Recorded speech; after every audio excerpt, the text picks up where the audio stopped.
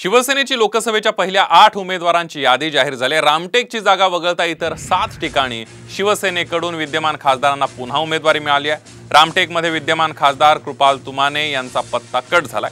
त्या ठिकाणी राजू पारवे यांना शिवसेनेने तिकीट दिले। मुंबई दक्षिण मध्यमधून राहुल शेवाळे, कोल्हापूरमधून संजय मंडलिक, हातकणंगलेमधून धैर्यशील माने यांना पुन्हा लोकसभेचे तिकीट मिळाले। दरम्यान पहिल्या यादीमध्ये कल्याण डोंबिवली, नाशिक, यवतमाळ, वाशिम या उमेदवारांचं नाव नाहीये।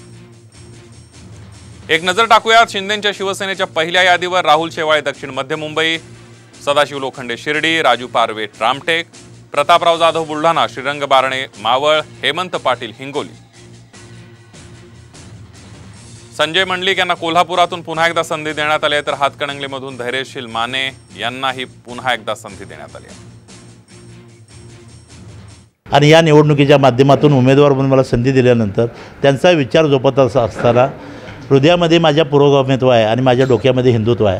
हिंदुत्व आहे ते फक्त जाती जमातीचं नाही, तर विकासाचं हिंदुत्व आहे। मोदीजींच्या विकासाचं हिंदुत्व घेऊन मी पुढे जातो आणि खासदार म्हणून मी करू शकलेलं काम, या कामाच्या बळावर मी या निवडणुकीमध्ये लोकांच्या समोर जातोय।